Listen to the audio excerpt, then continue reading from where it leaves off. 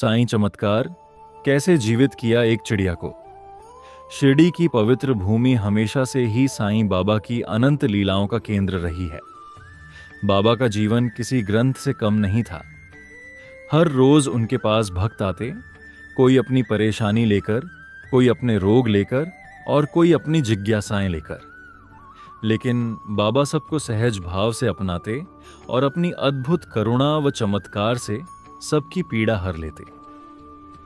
आज की यह कथा एक ऐसे चमत्कार की है जिसमें बाबा ने न केवल करुणा का अद्भुत उदाहरण दिया, बल्कि यह भी बताया कि जीवन केवल मनुष्य का ही नहीं, बल्कि हर जीव का मूल्यवान होता है, चाहे वह कितना भी छोटा क्यों ना हो। सालों पहले की बात है।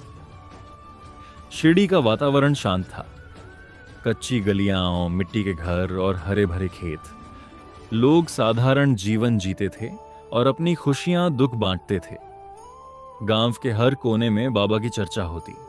कोई उन्हें भगवान मानता, कोई फकीर, कोई संत और कोई केवल एक साधारण इंसान। लेकिन धीरे धीरे हर कोई उनकी करुणा और चमत्कार से प्रभावित हो जाता। एक सुबह का समय था।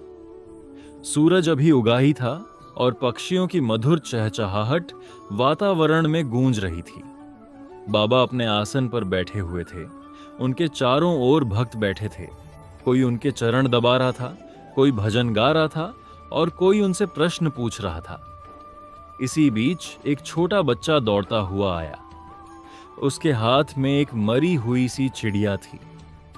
बच्चा रो रहा था और बार बार कह रहा था, बाबा, मेरी चिड़िया मर गई, मेरी प्यारी चिड़िया उड़ नहीं रही। बच्चा गांव के बाहर खेतों में खेलते समय इस चिड़िया को ले आया था। चिड़िया किसी शिकारी के पत्थर लगने से घायल हो गई थी और अब उसके पंख भी बिल्कुल स्थिर थे। बच्चा मान बैठा था कि उसकी चिड़िया मर चुकी है। उसकी आंखों में आंसू देखकर बाबा मुस्कुराए। उन्होंने धीरे से बच्चे के सिर पर हाथ फेरा और कहा, रो मत बेटा, हर जीव का जीवन उसी के हाथ में है जिसने इसे रचा है।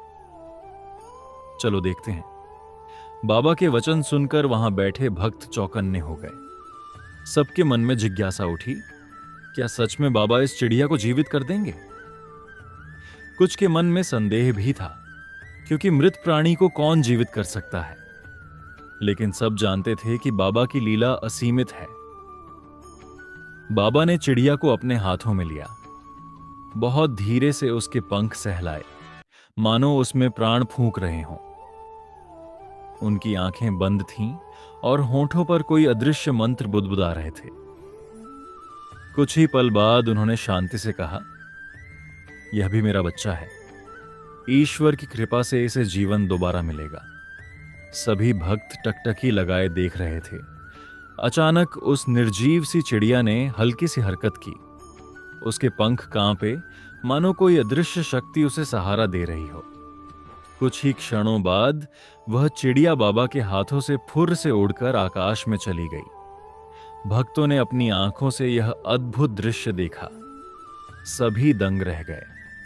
बच्चे के चेहरे पर मुस्कान लौट आई और उसने खुशी से ताली बजाते हुए कहा, मेरी चिड़िया जी गई। बाबा ने मेरी चिड़िया को बचा लिया। वहां उपस्थित हर व्यक्ति की आंखें नम हो गईं। सबके मुंह से केवल एक ही स्वर निकल रहा था, साईं बाबा की जय हो, साईं बाबा की जय हो। लोग समझ गए कि बाबा के लिए कोई छोटा बड़ा नहीं होता।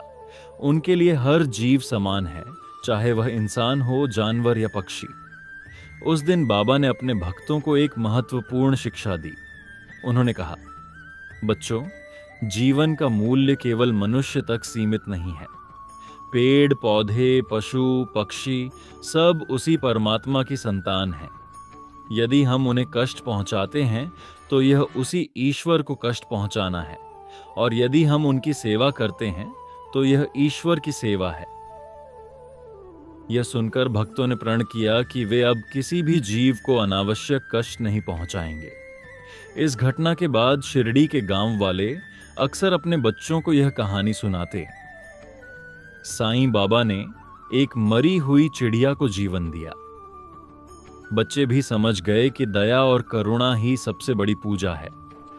साईं बाबा का यह चमत्कार केवल एक मृत चिड़िया को जीवित करना ही नहीं था, बल्कि यह जीव जगत के प्रति करुणा का सबसे सुंदर संदेश था।